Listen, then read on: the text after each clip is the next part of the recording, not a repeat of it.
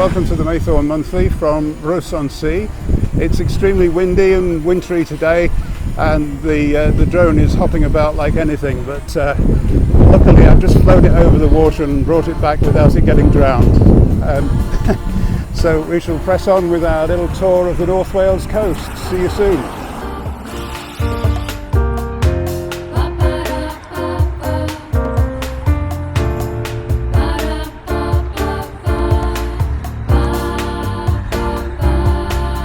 Colwyn Bay used to have a pier, but there's not much of it left now, and judging by the works that are going on, it's going to be removed completely. That's just a guess. I'll be going back along the coast a little bit to Ross-on-Sea, where I was talking to you from before. That's where all the boats were. Ross is also the home to the smallest church in the British Isles.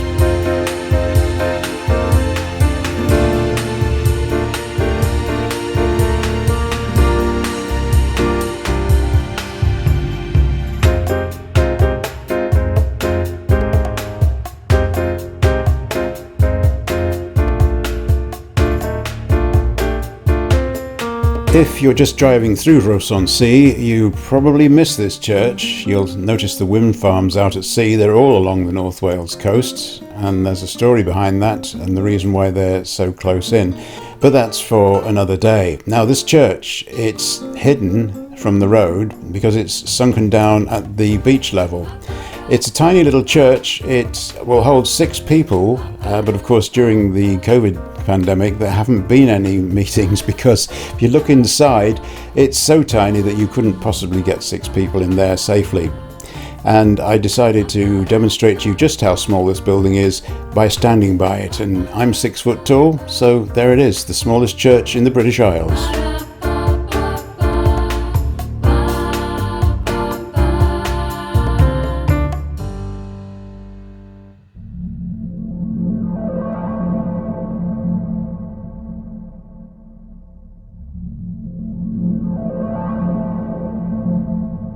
So it's December 2020, this is the final full Maythorn Monthly. I've got some special productions planned for the new year, and I've got another programme idea to put out, so I'll go over that a little bit. This is the home studio. It's night time, the artificial light's on, I hope it looks alright. The sound is in sync, that's what these things are for. And the sound comes from various devices that I keep separately. Now, I was at Marina d'Or in Spain a few years ago when I first introduced this little person, and it's a Tascam professional audio recorder, digital audio recorder. It's actually got 2 built-in mics, although I do prefer to use external mics. That served me very well, then I lost it, but so I bought a different one, and then this one turned up. That's sod's law. So this is the one I'm using now. It's called the Zoom F1. It's actually recording me speaking right now, so I have a cable going up to this little microphone here, and that's, like I said, this also has built-in microphones, but I prefer to have this lapel mic because I can then put this anywhere out the way, usually in my back pocket. So there we go, a bit of technology to talk about, but first let me tell you about the new year. It's going to be Smart About. It's a title I have used before, but we have some categories that Maythorn Monthly has been focused on, and they're staying. So there it was on the screen for you. Transport, technology, property, and the archive spot, because I do get a lot of feedback from people saying which bits they like, and the radio archives are particularly popular. So they're staying, but I probably will keep them separate. Now, you've already seen one new gadget that I've got myself this month, and I started the programme down in Ross-on-Sea along the North Wales coast, and I was flying a drone down there, so you know I've already got one. I've got the controller for it here. I'm going to do something which I regard as a bit risky. I'm going to fly it indoors, but it's only a small one, I hasten to add, so it's not, but you're going to hear a lot of noise now as I get it to take off. It's if I can get it to take off. So I'm going to fire up the camera. Let me see, start the motors. And no, it won't fly in here. It says compass calibration required. Well, that's a shame. It's worth a try. So we'll be flying some more down the North Wales coast anyway, so you'll see what it can do. Let me just pick it up, because it's got a camera on board, so if I actually hold it, you can see me on whichever one you want now. So I'm holding the drone out here. So there's the drone itself. That's the front end with the camera, and there's the back end with the light. And I'm just having to check on here. This is the controller for the drone, and it's telling me I should be checking the map and all that sort of thing, but I'm not flying it indoors. So there we are. I've shown you the gadgets. That's all I can do indoors. Obviously, we'll take it outside later.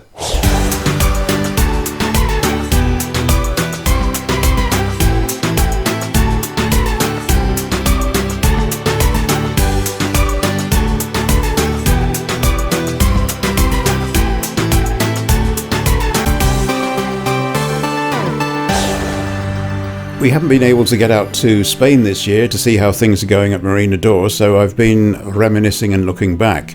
And this is just a quick look right back to the beginning.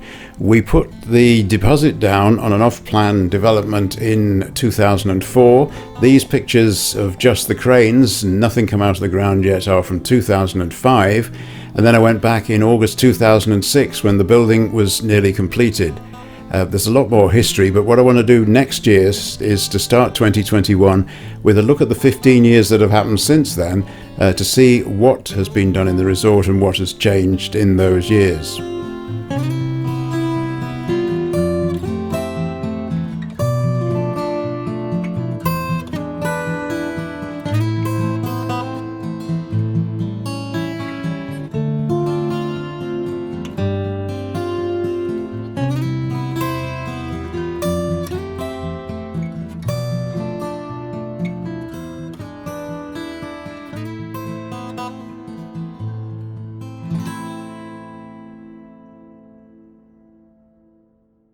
Well, we've come to the end of the year and we've come to the start of my career. I've been playing you bits of radio I've done in the 70s and 80s, but I actually started out in the 60s while I was still at school. Now, for apparently legal reasons, in this first broadcast they had to say I was 16, but I was actually 15. And I was in Germany on a school trip trying to learn German and went into BFBS in Cologne. And I did a spot called DJ for a Day. A little bit about BFBS. The Forces Network started in Cologne. I think they moved it down from Hamburg in 1954. The Pathé News clip shows some of the early footage from there. So this is from 1968. It was live on a Saturday morning from Cologne, Köln as they call it. I've never played this bit out before because it's rather embarrassing listening to your own voice when you were 15. A young kid, in other words, and you get to be a pensioner and you're listening back to yourself as a kid. It's a bit embarrassing. Well, it is for me. You can cringe as well if you want. Here's the broadcast. Suck it to me, suck it to me, suck it to me, suck it to me, suck it to me, suck it to me, suck it to me. You're on the Saturday Show with David Lamb. Goodness gracious, great ball of fire. Hello, chaps. I'm going to make way now for our DJ for the day.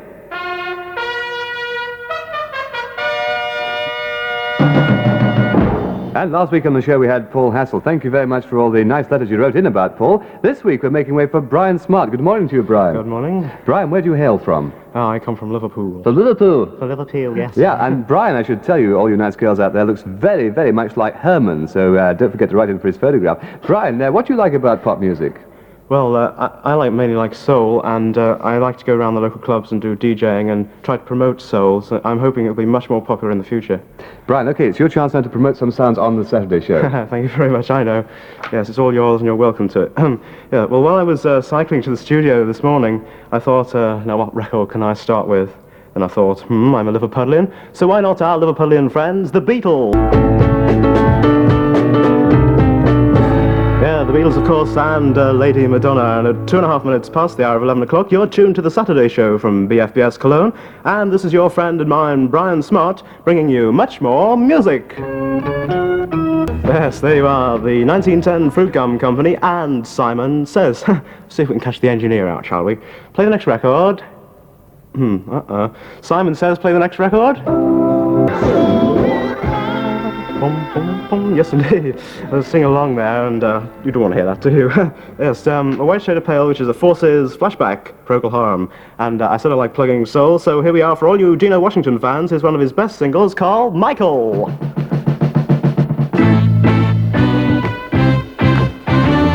It's Michael. Gina Washington there with a whole load of hang puffin, foot stomping, funky butt, and of course Michael. Anyway, I'll have to go now. Yes, but I'll leave you on a cheerful note. I'm going back to bed. Here's Cliff Richard. Congratulations. Thank you very much. Cliff Richard, congratulations. What's the matter if we didn't win?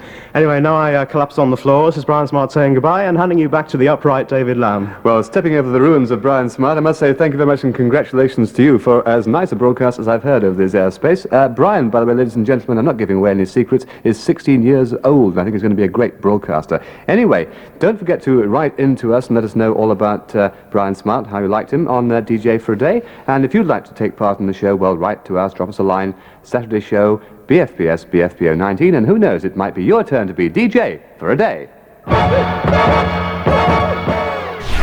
Okay, this is the part of the house that faces onto the road. That's the boulevard, it's called, Meritza Boulevard. We've got views across the hills like you have with most of the properties. That's one of the things you buy for. And here, this is the front entrance to this house. So inside, the actual rooms have got proper flooring, these proper floorboards in, but in the hallway it's a different matter, so we'll come to that in a minute. The wall here is the one I want to knock down because this is the kitchen, and I'm only calling it a kitchen because it actually has a sink over there. And as you can see, the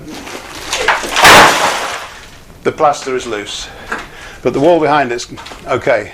So there's a lot of cracked plaster here.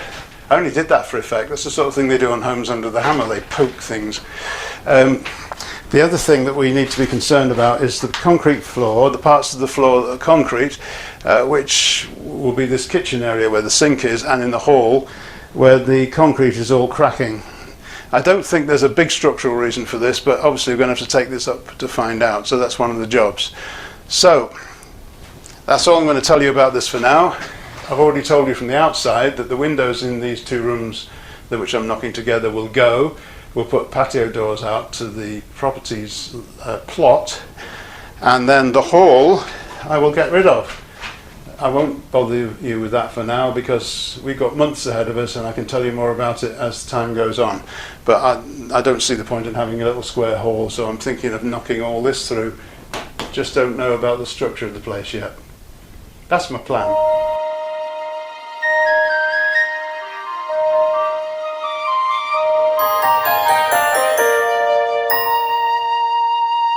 The reason we've spent so much time down the North Wales coast this last month or two is the English lockdown. It's been difficult to go anywhere in England or even to be allowed to cross the border from Wales into England, and we just live on the border. So Llandudno has got a lot going on for it in the winter because people live here. It's not just a resort. There's a community as well. And there's the pier, which keeps going, and then there's the Palladium Theatre. As you can see from our pictures, it's actually a Wetherspoons. And every time we've come and stayed in Llandudno, we've been in a different hotel every time, but we've always come and had our breakfast at the Palladium. It was a theatre, as I said, and you can still see where the circle and the upper circle were. In fact, if you use the gents or ladies, depending who you are, you'll know that Wetherspoons generally like you to go upstairs or downstairs for these facilities, so you go up to the circle in this particular venue. While we're showing you the pier at night, a couple of little stories which have come about simply because of the pandemic situation. First of all, as you walk down the pier, you get to pay for the smallest items, even a cup of coffee, with a contactless card. Now, I'm sure that these places used to only take cash, which has always annoyed me because I don't really carry cash if I can help it. So now everyone's able to take contactless cards. Amazing, just because you've been advised not to handle the coins.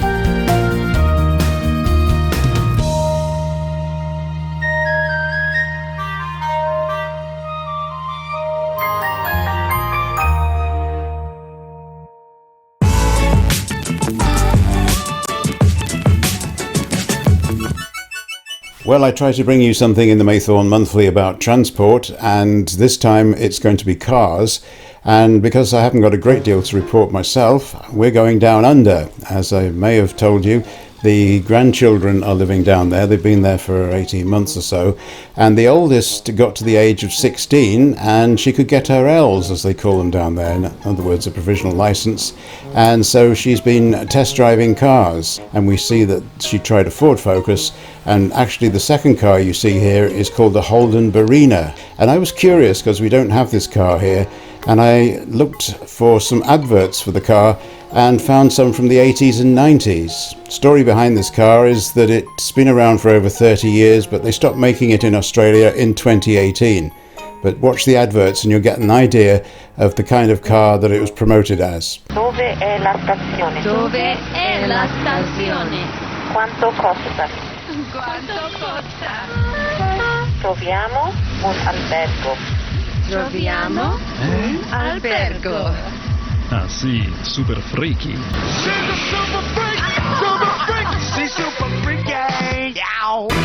The new Holden Barina from $13,990 with air. It's a price you can't get away from.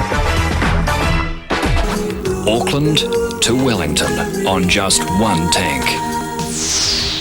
Blue Ribbon City Driving. Blue Ribbon Styling and Space. 1300 Blue Ribbon Performance. Holden Barina Blue Ribbon Motoring.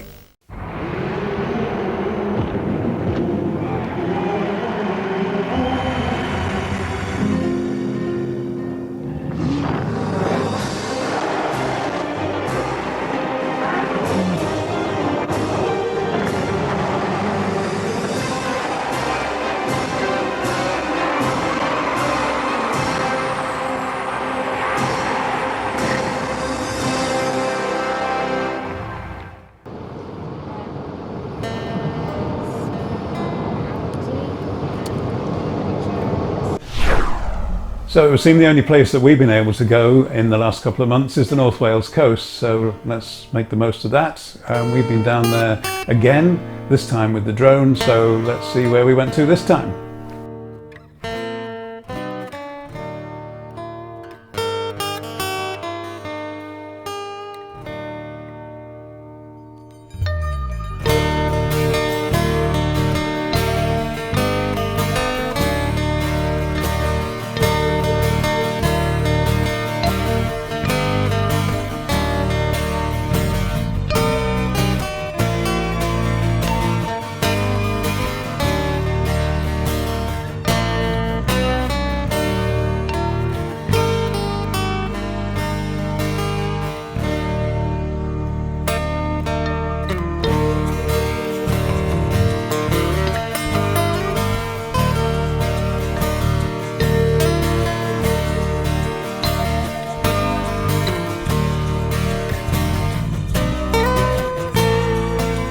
Unfortunately, we didn't get very far with the drone filming. When we were flying over these boats, the wind was catching the drone. I was a bit worried I was going to lose it, so I'm afraid that's all we got. The weather turned bad and we didn't get any more drone filming done.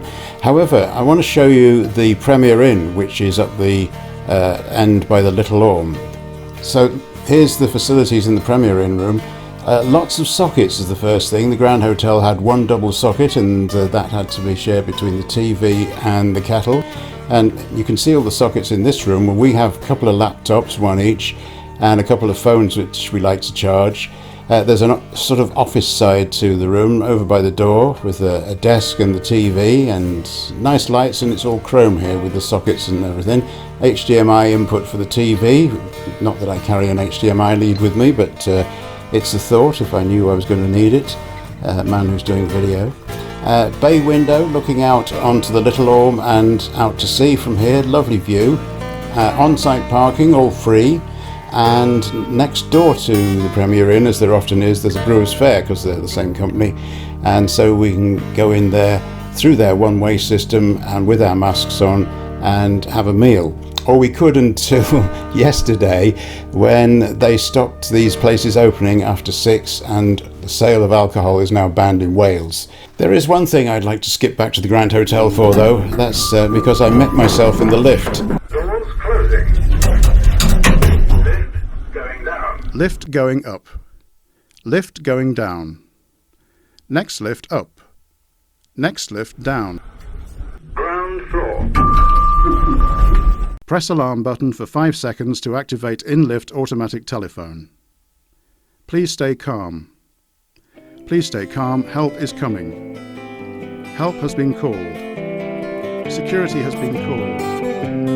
Alarm call acknowledged. There's actually a couple of hours of those lift voices that I recorded. It's something for every occasion and every building that you could possibly imagine. Talking of buildings, let's go back to the property in Trythin briefly.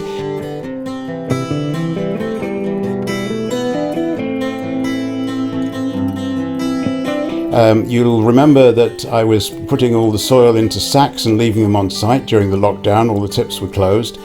We've now been taking those away. Colin turned up with his car. You remember my car's gone to the scrapyard and we haven't got another car big enough. So Colin was kind enough to transport our sacks in several loads to the tip near him.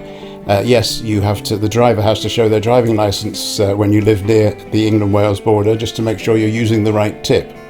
Inside the property we had some timber products delivered, and that included the skirting board that we needed for upstairs, some doors and a handrail for the stairs. The bathroom has been finished off and the bath panel's been put on, and the next thing we're going to do is the electrics, particularly getting rid of the old switches, the toggle switches from the 60s that I absolutely hate the look of.